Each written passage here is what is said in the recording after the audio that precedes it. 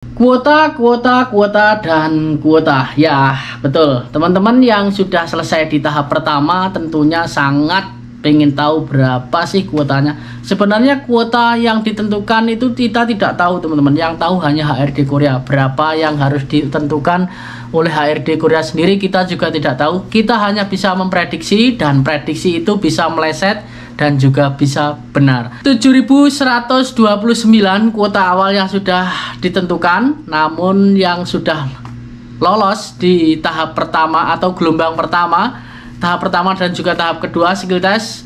Di gelombang pertama manufaktur 3.600 dan sisanya 3.529. Apakah 4.303 ini nanti akan lolos semuanya? Kita semuanya tidak tahu. Kita dilihat dari gelombang pertama 3.630, ternyata yang dikeluarkan hanya sisa 30 saja.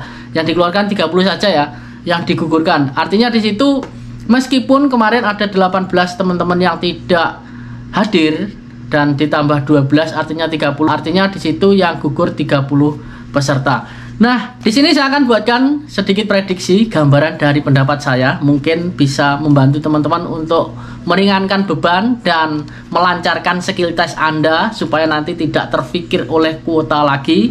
Yang jelas kalian fokus aja dengan skill test. Nah, belajar, jagi soge, keterampilan dan juga fisik dijaga karena kesehatan sangat penting buat kalian saat ini. Karena saat ini kalian harus belajar dengan giat, dan jika sudah sampai saatnya skill test, teman-teman tetap sehat dan bisa mengikuti skill test. Jangan sampai tidak hadir karena sayang sekali. Mungkin yang tidak hadir kemarin itu teman-teman yang sudah jadi songseng nim ya, sudah jadi guru ataupun hanya tes saja melihat kemampuan mereka, ternyata semuanya manjom. Jadi 18 orang itu saya rasa manjom.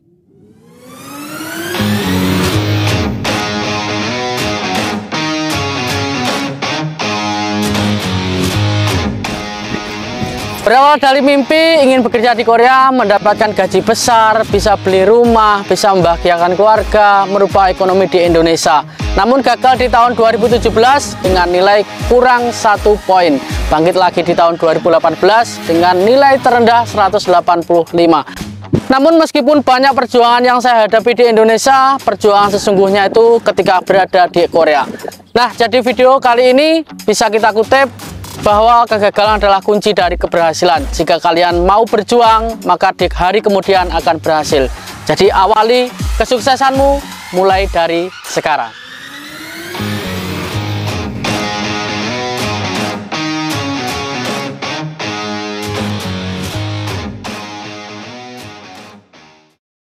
Terus 4.303 yang sudah lolos di tahap pertama dan sisa kuotanya 3.529. Jika 4.303 ini 10% digugurkan 10%, itu maka dikurangi 430, teman-teman. Sedangkan jika 15% dikurangi 645. 20%-nya ya, jika dikurangi 20% 860.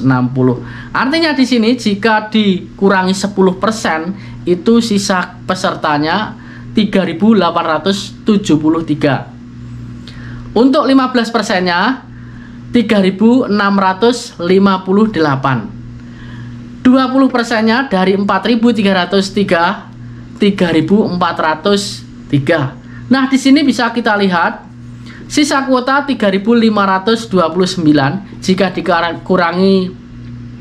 digugurkan 860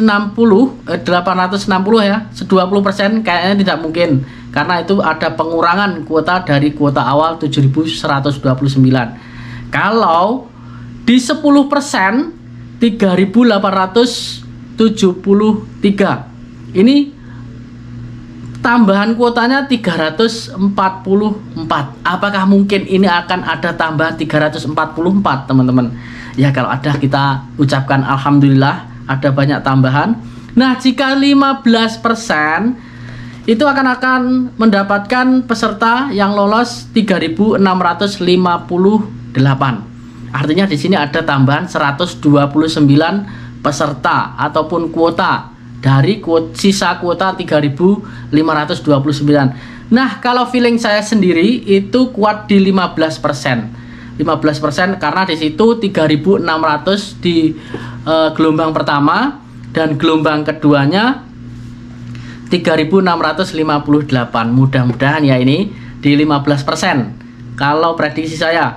Nah, kalaupun turun itu di 10% ya, 10% kayaknya jauh banget ya, 344. Saya rasa sangat sulit banget untuk mendapatkan tambahan kuota 344 karena di fishing kemarin hanya mendapatkan 3 tambahan kuota dari kuota awal. Ya, kalau memang rezeki, saya rasa ini bisa teman-teman ya. Kita tunggu aja keajaiban Tuhan supaya nanti mendapatkan tambahan kuota lebih banyak. Nah, kalau 1% gimana Mas tambahan kuotanya? Kalau 1% artinya tambahan kuota dari 1% 4.303, 1%-nya itu 43 kurang lebih teman-teman. Jika sisa kuota 3.529 ditambah 43 artinya 3.572. Ini bisa jadi juga tambahannya 43 ataupun 1% dari kuota peserta yang lolos di tahap pertama. Kalau tambahannya, kalau pengurangannya 5%, itu sangat tidak mungkin. Kalau 5% dari 4.303 itu sisanya menjadi 4.088 teman-teman. Hanya dibuang 215 saja. Saya rasa kalau 4.000 sangat tidak mungkin. Saya kuat di tambahan 1% ataupun pengguguran 15%. Artinya di sini tambahan kuotanya dari sisa kuota 3.529 kurang lebih 43 peserta hingga 129 peserta yang akan ditambahkan di sisa kuota yang ada. Namun saya doakan mudah-mudahan HRD Korea dan juga BB2MI memberikan peluang lebih besar untuk KKM, maksud saya untuk kuota kelulusan di gelombang kedua ini lebih besar dibandingkan kuota gelombang pertama, karena di gelombang pertama pesertanya lebih banyak dibandingkan gelombang 2 dan peserta yang lulus di gelombang 2 sangat banyak sekali dibandingkan gelombang pertama karena KKM-nya juga sama 92,5, padahal KKM-nya sama dan pesertanya lebih sedikit di gelombang 2. Artinya peserta di gelombang 2 ini lebih pintar dibandingkan peserta gelombang pertama. Nah, apakah nilai 100 ini dijamin cepat terbang? Tidak. Kalau menurut saya pribadi tidak. Nilai tidak menjamin cepat terbang, namun nasib yang bisa menjamin cepat terbang. Semoga bermanfaat. Sampai ketemu lagi di video selanjutnya. Salam, kegagalan adalah kunci dari keberhasilan. Annyeonghaseyo.